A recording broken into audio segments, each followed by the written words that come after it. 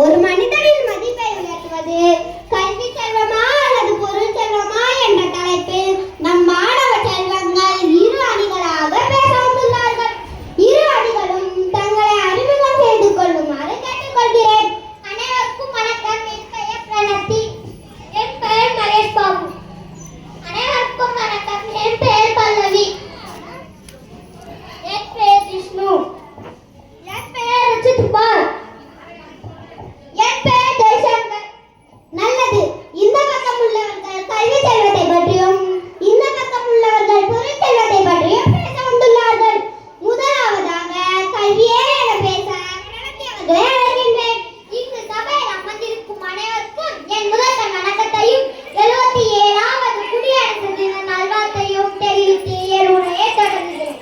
ஐயா, ஒரு மனிதனின் பிறப்பு முதல் இறப்பு வரை உதவக்கூடிய ஒன்றே தான் கல்விதான்.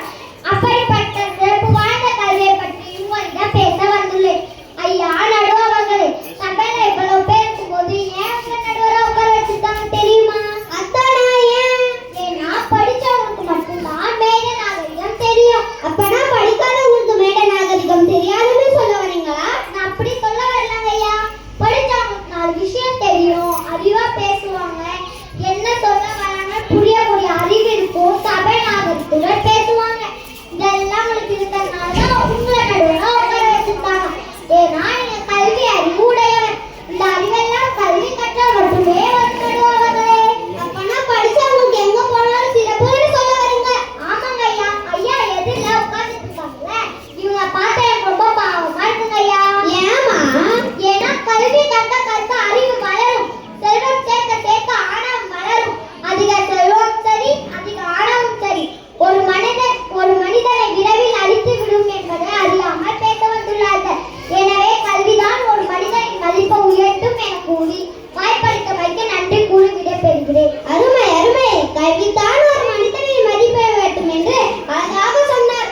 அடுத்தபடியாக பொருள் செல்வமே என பேச ஜிஷ்ணு அவர்களை அழைக்கின்றேன். அனைவருக்கும் வணக்கம்.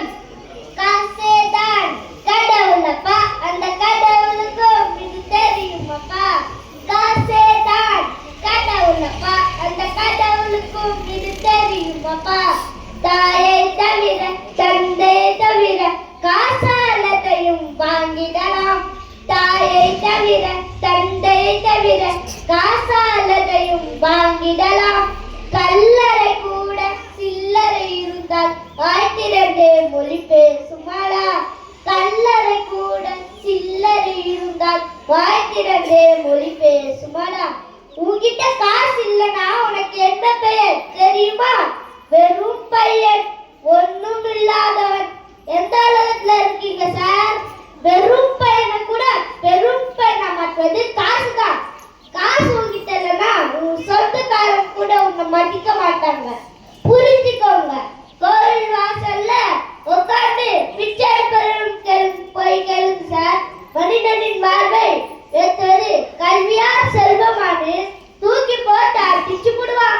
உன்கிட்ட காசு இருந்தா போட்டுட்டு போ, இல்லைன்னா பேசாம போயிடுன்னு சொல்லுவான். மதிப்பை வச்சு வைத்த நிரப்ப முடியாது சார். பொருள் செல்வத்தை வைத்துதான் நீ எப்படிப்பட்ட வாழ்க்கை வாழ்ன்னு மற்றவங்க தெரிஞ்சுப்பாங்க. சமுதாயத்துல நீ எப்படிப்பட்ட படிப்பு படிச்சிருக்கன்னு யாரும் பார்க்கறதில்லை. எவ்வளோ நகை, எத்தனை காரு, எத்தனை வீடு இருக்குன்னு சொன்னதை தப்பா நினைச்சுக்காரு சார். இங்க வாழ்ற வீட்டை சொன்னேன். எனவே ஒரு மனிதனின் மதிப்பை ஏற்றுவது பொருள் செல்வமே என கூறி வாய்ப்பளித்தமைக்கு நன்றி கூறுகிறேன். பலே அருமையான பேச்சு. பணம் பத்தும் செய்யும்னு கூறிவிட்டு சென்றுள்ளார். அடுத்தபடியாக மகேஷ் பாபு அவர்களை அழைக்கின்றேன். அனைவருக்கும் வணக்கம். நூலை படி தங்கத்தமிழ், நூலை படி முனைப்படி, நூலை படி காலை படி கடும் பகல் படி மாலை இரவு பொருள் படும் படி. நூலை படி தங்கத்தமிழ், நூலை படி முனைப்படி,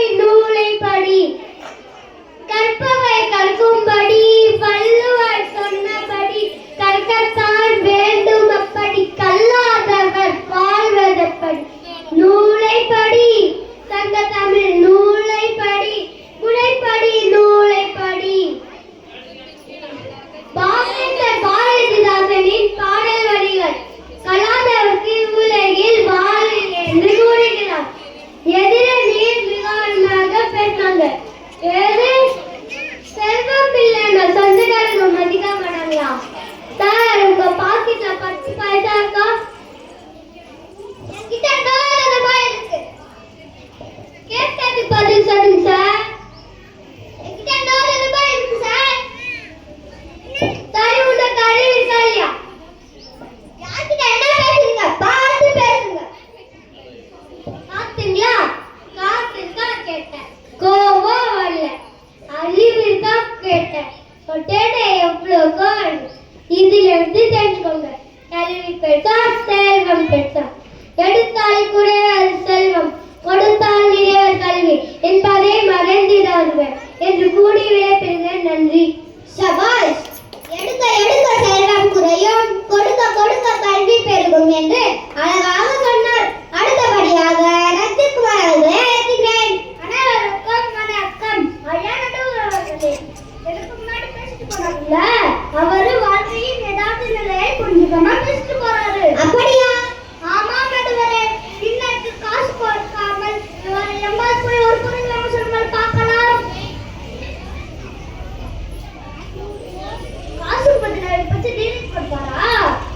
அழைத்து போய் நான் என்ன வெயிட் வச்சிருக்கேன் இங்க இட்லி கொண்டு கேட்பாரா? கடைக்காரர் போடுவா சொன்னா சிலர் கடல் வாடையும் சிலர் தேடு என்பார்கள். என்ன அர்த்தம்? தானையும் போயும் பொருள் தேடு என்ற அர்த்தம். கல்வி எதற்காக கற்கிறோம்? பொருள் சம்பாதிக்கத்தானே. கையில் காசு இருந்தால் மனத்தில் தெம்பு வரும். மாசமானா நம்ம வீட்டு முன்னாடி வந்து வீட்டு வாடகை போடு, பணம் மளிகை போடுவாங்க. என்ன பண்ண முடியும்? இங்க வச்சு டிவி கட்டுங்களா? பேச்சுக்கு வேணா இவ்வளவு படிச்சுட்டு அவ்வளவு படிச்சு சொல்லலாம். ஆனா உன் வாழ்வை உயர்த்துவது பொருள் சொல்லவே புதிய நன்றி.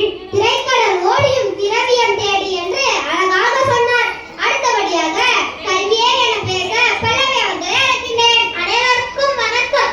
எனக்கு முன்னாடி பேசியிருப்பாங்கல்ல ஜிஷ்ணா அவர்கள் சொன்னாரு, கோவில் வாசல்ல போய் பிச்சை எடுப்பாங்கல்ல அவங்க கிட்ட போய் கேளு சொன்னாரு.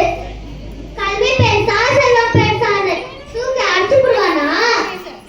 அவ படிக்காததான் அவனுக்கு இந்த நிலைமை வந்திருக்கு. புரிஞ்சுக்கோங்க. கேடு விருச்செல்வம் கல்வி ஒருவருக்கு மாடல்ல மற்றவை எவை? இக்குறளின் பொருள் என்னவென்றால் உலகத்தில் மனிதருக்கு கல்விதான் சிறந்த செல்வம். ஏனைய செல்வங்கள் இதற்கு இணையாவது. நாம் வாழ்வதற்கு பொருள் தேவைதான்.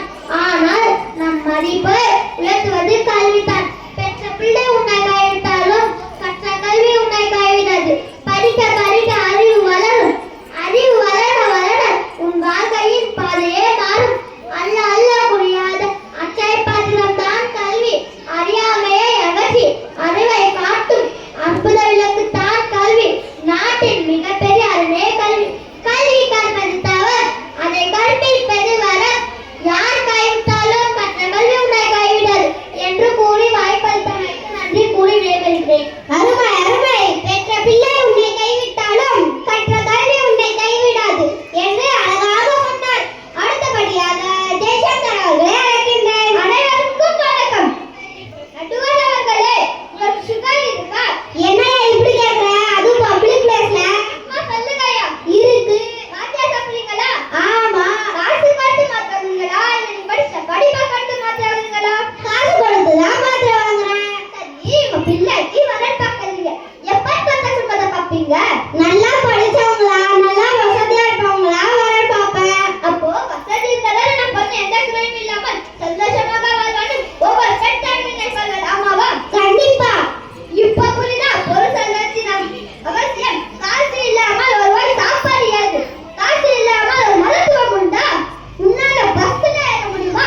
நீ படிக்கும் படிப்புக்கு காசு. நீ வீட்டை விட்டு வெளியே போனா உன் பாக்கெட்ல 10 ரூபாய் வேணும்.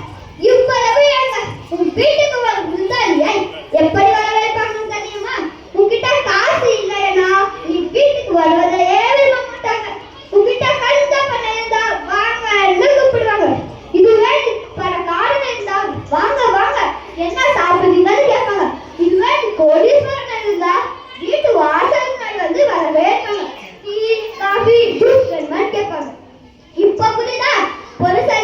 குறிப்பு.